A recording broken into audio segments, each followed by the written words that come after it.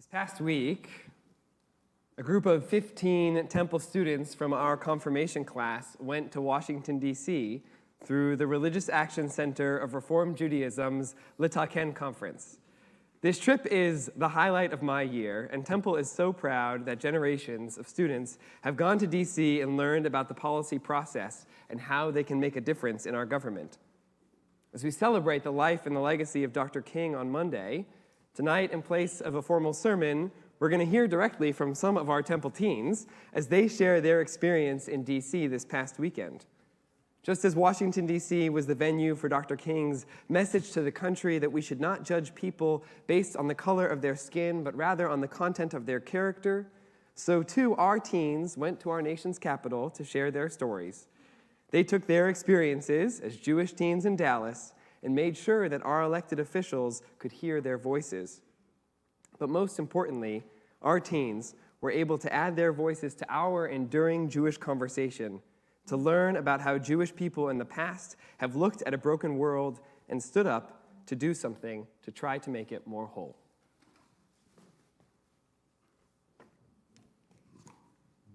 Hi, my name is Levin. I'm a 10th grader at Parish Episcopal School. I'm going to be completely honest, I didn't want to go on this trip at the start. I only went on this trip because my friend Mia was going, and I thought it would be fun to spend time with her and my other friends in my class. However, I'm really glad Mia inspired me to go because I had a really good experience getting to go to many different monuments and museums, as well as learning new things about Judaism. Most importantly, I learned about how I myself can make a difference. I enjoyed learning about many different societal issues and ways in which I can help. My favorite part about this trip was getting to go to the Capitol. I spoke to our representatives about anti-Semitism, and it was so important to share our stories and views with them from our experiences over the past year. In addition to all of what I learned, the trip was also really fun. I even found out my cousin who lives in New York was also on this trip the night that we got there, which was a fun surprise. We sent our grandma a picture, and she was really happy to see the two of us at a conference learning about Judaism and advocacy. Overall, I'm really happy I went on this trip and learned many new things and got to spend more time and get closer with my classmates. Shabbat Shalom. My name is Leila Davis, and I'm in 10th grade, and I go to Hockaday, and I would like to share a bit about my experience in Washington, D.C. We learned about how the government works on this trip. We started off the weekend with a program where everyone was assigned to a different side of an issue. One group, Jews for Pay Equity, supported a pay equity bill, and the other, the Jewish Business Alliance, opposed the bill. I happened to be for pay equity, and I was one of the people that chose to go and talk to a fake senator. I chose that because I knew that that was what we were going to do, so it was helpful to have practice. It was helpful to have a practice run before doing the real thing. I got more comfortable voicing my opinion. At first, I thought we were actually going to meet with the senators, but when we ended up just meeting with the staffers, it made me realize how many different jobs there are in Washington, D.C. I didn't know there were so many staff, and I didn't realize just how many people are involved to make the process happen. I got to learn about how much goes on the inside, and I'm now thinking I might even want to be a part of it one day. But I also learned that the process is very long. We went there to advocate for the things that we were talking about, but it's a huge system. When you hear people talking about it, I realize there's so much more going on that I don't think people realize. It can be a bit overwhelming, and it's a lot to take in, especially when I was advocating for things that I really care about, which made it all the more nerve-wracking. I realized just how many people need to hear our ideas, not just one senator. The fact that there was a Jewish connection to it, so many different issues we were advocating for, made it more personal for me and our class. It's one thing that a woman advocates for reproductive rights, but by connecting it to my religion and who I am, it helped me put it in a personal way. I love that the program supported me both for what I believe and helped me see its connection to Judaism. Relating it to more than my opinion, but to Judaism as well, made a difference when we were speaking to the senator's staff, because it is who we are and what our religion believes, and that is so much more valuable. I learned it's important to speak up as Jewish people and not hide who we are. We also did a storytelling program where we got to write our own story. I like listening to everyone's stories because you don't necessarily look at people and think that they have a lot to deal with.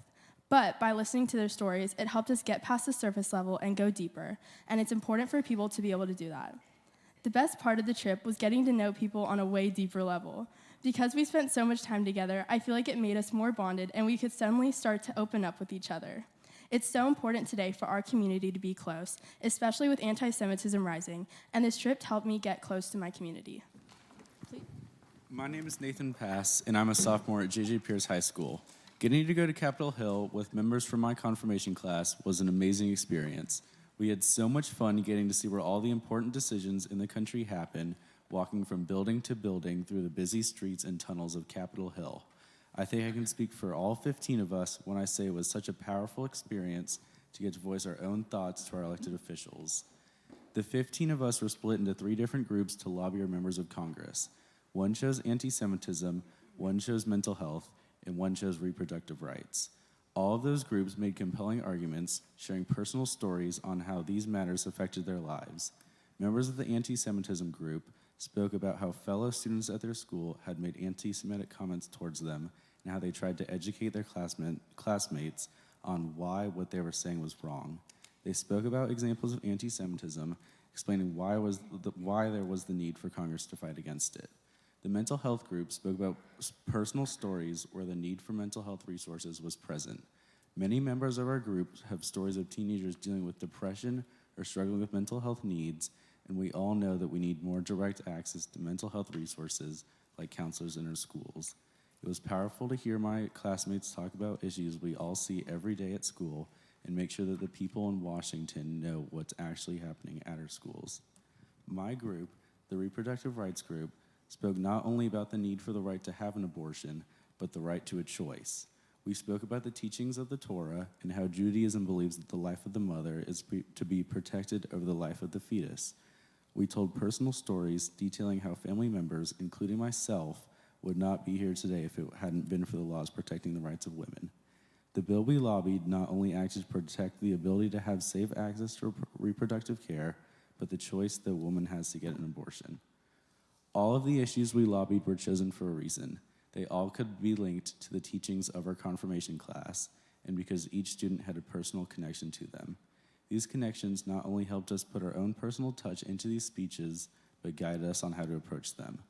We met with the staffers of 4 Texas representatives, Senator Cruz, Senator Cornyn, Representative Johnson, and Representative Van Dyne.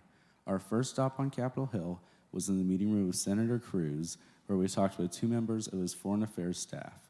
Although they listened, the group lobbying for mental health access in schools was disappointed when they were unable to answer their questions as they did not know about these policies. Our next stop was in the hallway of the Hart Senate office building to talk with 2 staffers from Senator Cornyn's office. As we stood in a semicircle in the hallway, delivering our speeches that we had spent so much time writing the day before, they simply stood there and listened. While it doesn't seem like that big of a deal, the fact that they didn't even take the time to write down anything about what the groups were lobbying on was frustrating. Everyone else we spoke with at least wrote down the names and the numbers of the bills that we support.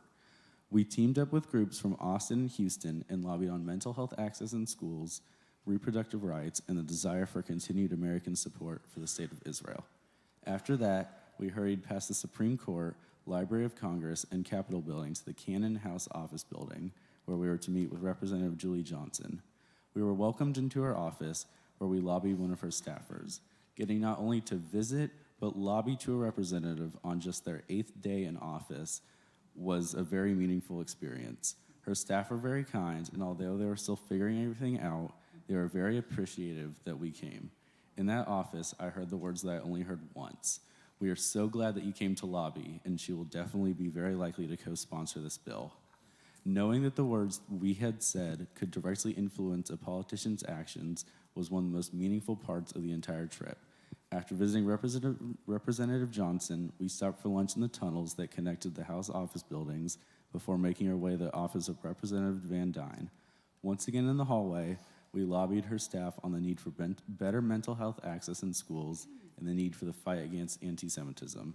When all the groups had finished, we were invited in to see her office.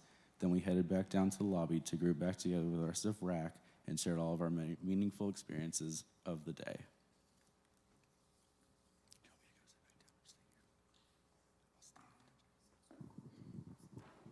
Shabbat Shalom, everyone. My name is Eres Stone. I'm a sophomore at the Hockaday School, and my group chose to lobby our representatives about reproductive rights. We spoke to the legislative director for our brand new Congresswoman, Julie Johnson, and the legislative aide for our Senator, John Cornyn. And tonight, I want to share with you our spiel of what we said. We are here today to speak with you about reproductive rights. As you know, in 2022, the Supreme Court decided to leave abortion rights up to the states, and our home Lone Star State banned abortion and restricted reproductive rights. The Women's Health Protection Act establishes a statutory right for healthcare providers to provide and their patients to receive reproductive care, spanning anywhere from abortion to IVF treatments. Texas is home to nearly 7 million women, including 3 million of whom are of reproductive age, ages 13 to 49, and these women, myself included, deserve rights to our own bodies. The Texas Legislature passed a law that not only prohibits abortions after 6 weeks of pregnancy, but also criminalizes any person who aids or abets any such abortion. These decisions, which remain in effect, make it harder for women to receive reproductive care, as doctors now must work in fear of being unlawful. Students in our group shared personal stories of knowing individuals that were in complicated situations during pregnancy. We shared that we feared that under today's laws, our mothers and friends may not have gotten the medical care they needed because doctors might fear of legal repercussions just for providing women with necessary care. My friend Leila, who you heard earlier, talked about the Jewish position on reproductive rights, a counter-argument to many other religious voices on the issue. She said, according to Jewish tradition, all life is sacred. Judaism believes, in no uncertain terms, that the life of a pregnant person comes before the potential life of a fetus. The Mishnah, an important Jewish legal code, says, if a woman's labor becomes life-threatening, the life of the mother is prioritized over the life of the fetus. For many women, pregnancy can put their health and life at risk. Under current law, these people are expected to remain pregnant and give birth despite these risks, even during miscarriages or labor with complications. Teenage girls who become pregnant at a young age are also expected to give birth before they are ready to have children, which will impact their lives and their futures. My religious tradition teaches me that we need to do everything we can to support the reproductive rights of women, and that our laws need to prioritize the life of the mother over the life of the baby. I hope you will consider respecting what my tradition teaches me and my community about the right to choose. Nate concluded by imploring our members of Congress to support this bill, not just for the large population within Texas, but because of the influence that the great state of Texas has on the entire country. We know that our representatives can inspire other senators and other representatives to make sure that women across the country have access to reproductive care.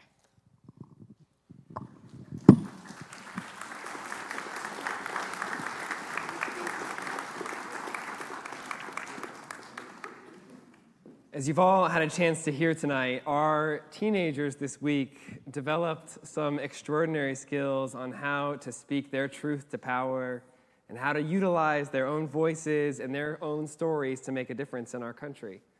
Over the coming weeks, the Religious Action Center will be following up with our representatives in Congress to see which of them choose to co-sponsor or introduce each of these critical pieces of legislation. But more importantly than any one piece of legislation, our teens are adding their voice to our Jewish story. They're putting themselves in a long line of Jews who have petitioned the government for causes that are important to them. Our Torah portion this week, Parshat Shmot, gives us the first Jewish example of exactly what our teens just told you they did. The book of Exodus opens with a society that's broken. Pharaoh created a world in which one person, the Pharaoh himself, could dictate what was right and wrong. Suddenly, it was acceptable for human beings to enslave one another. Over the course of the Torah that we read in the next few weeks, we see the journey that our people took from disempowerment to hope.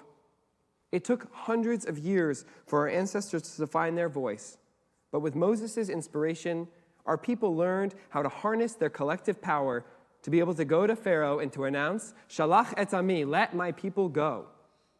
One simple phrase to push back against the king and say, the society you've created needs to be repaired and needs to be fixed. From this phrase, let my people go, to our First Amendment and its guarantee of our right to petition the government, to make changes, to create a more fair, a more equitable, a more free, and a more perfect union, our teens have inherited an extraordinary legacy of going to the government to seek to make changes to make the world a better place. As we enter this Shabbat together, and as we spend this weekend commemorating the life and legacy of Dr. King, may we each be inspired as we seek to do our own part to create a more just society.